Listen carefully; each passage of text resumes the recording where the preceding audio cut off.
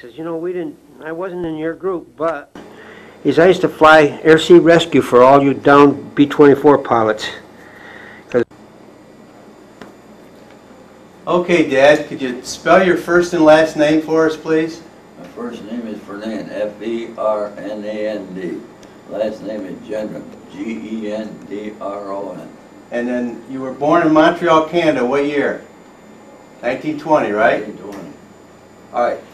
How'd you come to Gloversville?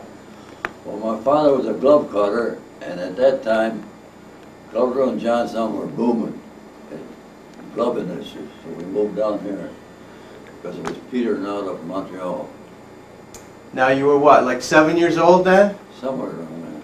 Okay, and then where'd you go to high school? Gloversville. You went to Gloversville High School, and then you played football. What year?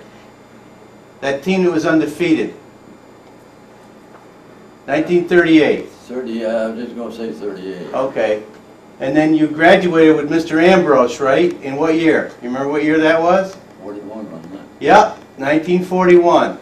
Now when you graduated, how'd you end up in the Navy? How'd I end up in the Navy? Right. Well, I didn't want to go in the Army, so I went down to Albany and enlisted in the Navy. Okay. And where'd you go for training? Great Lakes. All right, is that picture there? I think that's... This is a picture of, I think it's a graduating class somewhere, but I don't remember where. It's the Great Lakes. Yeah. Turn it around and show us so we can see it over here. Yeah, okay. They're all good-looking guys, huh, Dad? Okay, so you can put that down, please. Now, tell us about that picture over there. Show the camera. This picture? Yeah. What about it? Where, you know when that was taken? That was taken out as, Read the date on there. 43.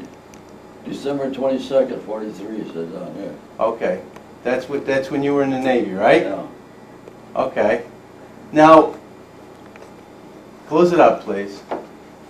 Tell me, you told me that you spent most of your time in Hawaii. Yeah. Now, was it Pearl Harbor? Well, it wasn't exactly Pearl Harbor. It was in Kenneoy Bay, which is on the other side of the bay from the Hawaiian Islands, and that's where Fleet Air Wing 2 was stationed. Okay. Now, you told me what was your rank? Well, I was Aviation Metalsmith. Okay. And were you a petty officer? Yeah, I was 3rd class, and I finally made 2nd and temporary 1st class before the end of the war. Okay. So most of the time you were in the Pacific? Yes. Okay. Tell us about the uniform there. No, the uniform here. Yeah, just tell us about that hat. How are you supposed to wear that? Supposed to wear on your head. On your head? Geez, I don't know if I can get this on. Well, it probably shrunk. Get that in my head swelled up. No. Well, anyhow, Slide it back a little bit. I can't get this thing to work. It's shrunk. So just... There you go. You want to help him? Joe's going to help you. It won't stay on by itself. I think it's shrunk. Tell me about your uniform. What's wrong? Well, what is this? Do you know what the ribbons mean? You can't see the hat is good. Well, Yeah. the only the ribbons I got was for being over in the Hawaiian Islands, and I also, there was another ribbon, I forget what the name of it was. We used to fly these patrols, 10, 12-hour patrols, go all over the Pacific, zigzagging all over looking for submarine and enemies, warships. Oh, you were looking for submarines? Yeah, everything. All right. Pull that towards you. Is that what those ribbons are? The medals? I don't know what you call them. Ribbons. Those ribbons? Yeah, the red one's good conduct. That's the only one I know. Good conduct, huh? Okay. Do you know what the other ones are? No, I don't know. That was, I really I can't tell you.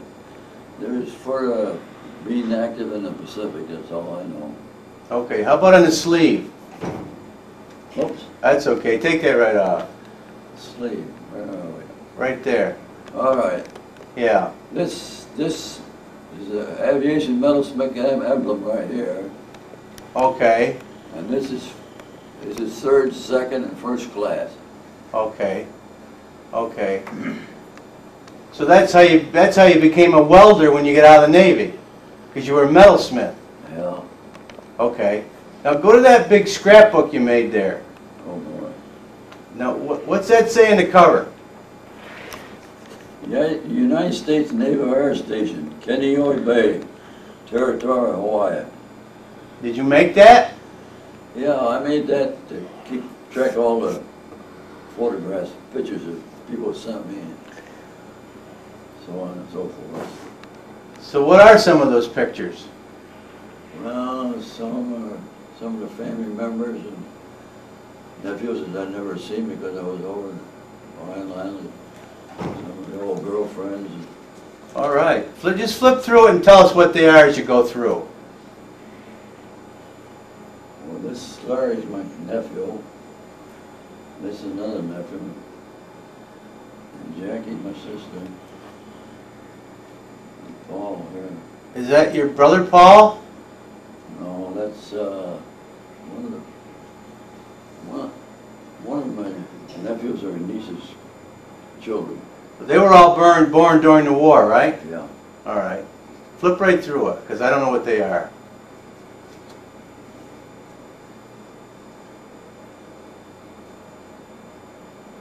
There's a picture of your mother. What year was that taken? That's when you got engaged, right? Then it says 1944 on top here. Okay. When did you get married? 46. 46, I was going to say that, but I wasn't sure. Okay. Long time So ago. that's your engagement picture? Of Mom? Yeah, I announced the engagement of their daughter, Mary Ellen, Petty Officer, Fernand Gendron, Aviation Metalsmith, second class, United States Navy, son of Mrs. J.B. Gendron, 62 Woodside Ave. So who was J.B. Gendron? My father, What was his name? Jean-Baptiste, Okay, I wasn't sure of that. that's the French, Jean-Baptiste, okay. that's the French. Okay, so then you got engaged, and let's keep going through it.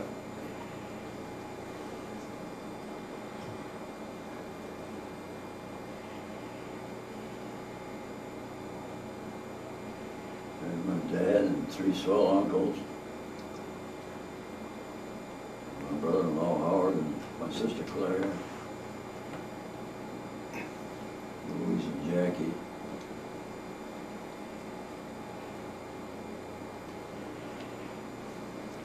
That many I don't remember. Dad, well, you were an aviation metalsmith, right? Yes. So what did you do every day? Well, basically what we did is take any sheet metal work on an aircraft. Plus that, we did other stuff too, which, whether they were short of, we filled in. But it was mostly aircraft repair? Yeah. Okay, and what was the planes you went up with? What kind of planes? Well, PBY, and Martin had a 2-engine flying boat. I forget the name of it. I flew that.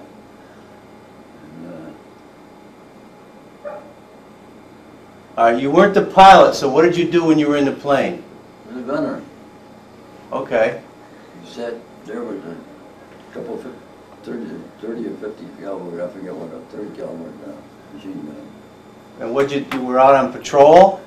Yeah, I go 10, 12 hour patrol. They zigzag all over the Pacific. You were in a plane for 12 hours? Yeah. Okay. And then when you got back, what'd you do? Well, I got my flight time in for the month, I get 50% extra pay on top of 20% seat pay. What's a PBY? It's a twin-engine flying boat. Okay. How many men go up in it? Well, let me see, there's a pilot and a co-pilot, and there's a nose gunner and a tail gunner, and two of them on each side. Oh, 3/4 of the way back of the plane. So that's about it, as far as I can remember. It's a long time ago. How long were you over in Hawaii? I think it was 19 months. 19 months? And then when you left Hawaii, where'd you go? I went down to Memphis, Tennessee. What'd you do in Memphis, Tennessee? Oh, let's see. They tried to make me an instructor out of me, and I'm no good at instruction.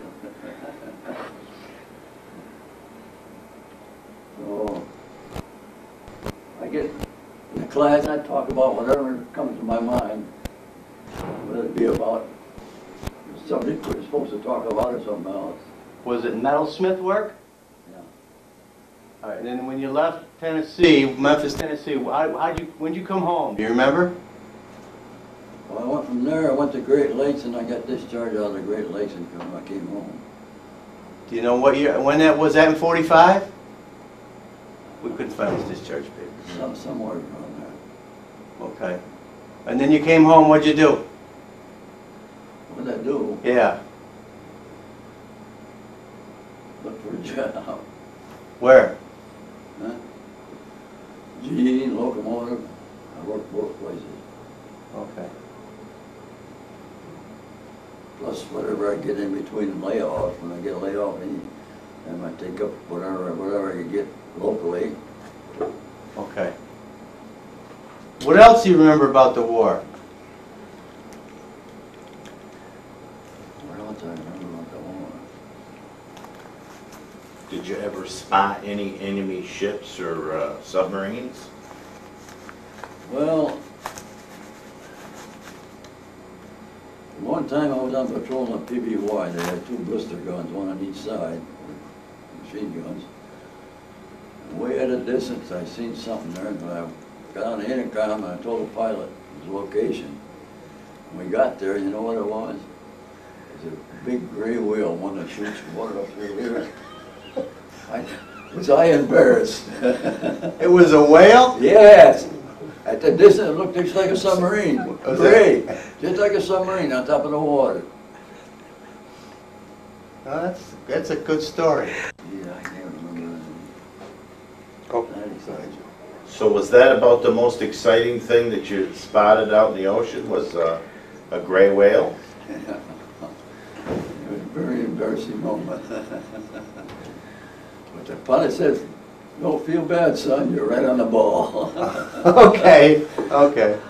Did you ever get to shoot the machine guns? Not on board the ships, but on the training base. How high in altitude would you fly? I usually fly around 1,800, 2,000 feet for patrol work. But you get up at that height, you'd be surprised what the vision is, how far you can see. What'd you do for fun? I used to swim a lot. We always had swimming on the base. They always had swimming pools. Wherever I went, they had swimming pools. I used to do a lot of swimming. You became a lifeguard at 77. No. What was your high point in the military? What did you like about it the most? Well, actually, I like the flying, and so I can get around and see the rest of the world, see what it's all about.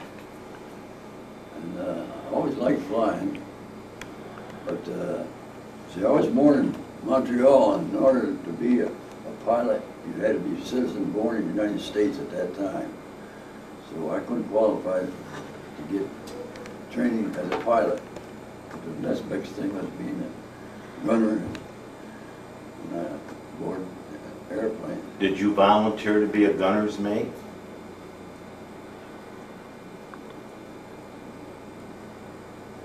think so. I think so. I'm not sure though. I'm not sure how that worked. What would you consider your low point? I mean, you know, the most The desperate low time. point about being in service that length of time is being homesick about people at home. That is the worst thing. So you missed your family a lot.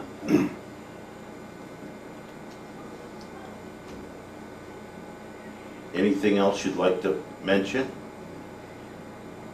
Not that I can think of right now.